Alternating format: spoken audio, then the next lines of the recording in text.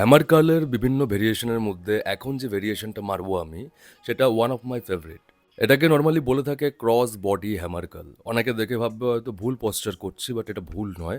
একটা যেটা তোমরা সবাই জেনে থাকবে, নর্মালি বেসিক যেটা তোমরা মারো নিউট্রাল গ্রিপ হ্যামার কার্ল, ওটাও যেমন ঠিক, ক্রস বডি এটাও তেমন ঠিক and effective. Cross body hammer Carles যে জিনিসটা তোমাকে ফোকাস রাখতে হবে, তোমার এলবোর পজিশনটা যেন এক জায়গায় ফিক্স থাকে, এলবো খুব বেশি বাইরে যেন মুভ না করে। একটু তোমার এলবো যে হাতে মারছো তার থেকে অপোজিট দিকে টিল্ট থাকবে, অ্যান্ড এলবোটা টিল্ট থাকার সাথে সাথে তোমার ডাম্বেলটা তোমার অপোজিট শোল্ডারের দিকে মুভ করবে। আর যখন আমি স্ট্রেচ করছি, এলবোর পজিশন কিন্তু সেম জায়গায় ফিক্সড রেখে আমাকে ফুল স্ট্রেচ দিতে হবে। নামানোর সময় এলবো যেন আমার পেছনে চলে না যায়। যত কন্ট্রোল ওয়েতে পারফর্ম করতে পারবে, তত বেটার তুমি এফেক্ট পাবে।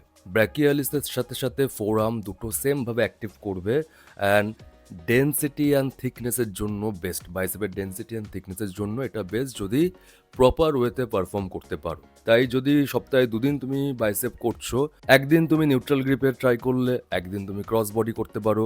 আবার যদি কখনো মনে হয় সিটেড, তুমি বেঞ্চ ইনক্লাইন করে ওটাও পারফর্ম করতে পারো। মেন হচ্ছে পশ্চার যদি 100% তোমার টপ নচ থাকে, প্রত্যেকটা ওয়ার্কআউটের বেনিফিট তুমি ইউটিলাইজ করতে পারবে।